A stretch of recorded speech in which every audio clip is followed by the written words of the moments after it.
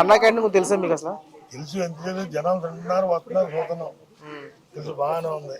అయితే అన్నా క్యాంటీన్ లో పెట్టే భోజనం అడుక్కున్న వాళ్ళు కూడా తిన్నారు, 5 రూపాయలు భోజనం పెట్టని అంటున్నారు. తప్పండి, ఆ మాటలు మాట్లాడకూడదు. ఆయన మాట్లాడతారు, బంగారంలో తిని వస్తున్నారు శుభ్రంగా, తినొచ్చి అట్లా మాట్లాడారు అనుకోండి, వాళ్ళే పాపం మూట కట్టుకున్నట్టు. తింటున్నారు, శుభ్రంగా తింటున్నారు, వస్తున్నారు. ఎవరో వాళ్లే కాదు, ఇంకా ఎంతమంది ఆటో వాళ్ళు, పవన్ వాళ్ళు, వీళ్ళే కాదు. అన్నా క్యాంటీన్ పెట్టింది ఒకళ్ళకే, తినేది 3 మంది. అంటే ఈ 5 రూపాయలకు భోజనం పెడితే ఏదో ముష్టేస్తా ఉన్నారు, దీన్నే పబ్లిసిటీ చేసుకుంటా అన్నారు వాళ్ళు అంటున్నారు. అంటే అన్నా క్యాంటీన్ భోజనం అట్లా ఎలా ఉంటాయి? బాగుంది భోజనం, శుభ్రంగా తిన్నాం వచ్చాం అనేవాళ్ళు కొంతమంది, ఏదో 2 వేపు వాళ్ళు ఏ వాక్కుంటున్నారు కొంతమంది.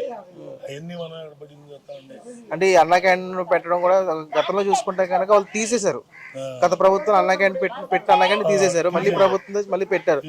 తీసేసినా కానీ మళ్ళీ పెట్టినా కానీ వీళ్ళు ఇంకా దాని మీద ఎలిగేషన్ చేస్తా ఉంటా ఉన్నారు. లేదండి, వాళ్ళు ఇష్టమైన వాళ్ళు చేస్తారు, అది అంత బాగుంది. అంటే ఇప్పుడు అదే విధంగా ప్రభుత్వ పరిపాలన విషయం చూసుకుంటే కనుక ఎట్లా ఉంది పరిపాలన 2 సంవత్సరాలు? ప్రాబ్లం ఏం లేదండి, అంత బాగుంది. అంటే గతంలో చూసుకున్నానికి రావాల్సిన అందరికి అన్ని వస్తున్నాయి, అంతా బాగుంది. అంటే కరెంటు బిల్లు కూడా పెంచమని చెప్తా ఉన్నారు, పెంచలేదు కదా ఇప్పుడు వచ్చి కరెంటు బిల్లు.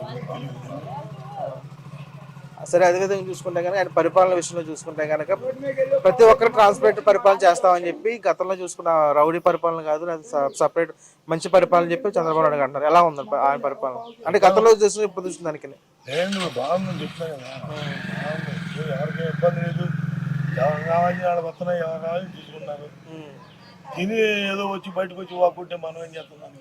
అంటే ఈ ప్రభుత్వం కరెక్ట్ గా చేయట్లేదు, ప్రజలు చాలా ఇబ్బంది పడతా ఉన్నారని వాళ్ళు అంటున్నారు. లేదండి, లేదు.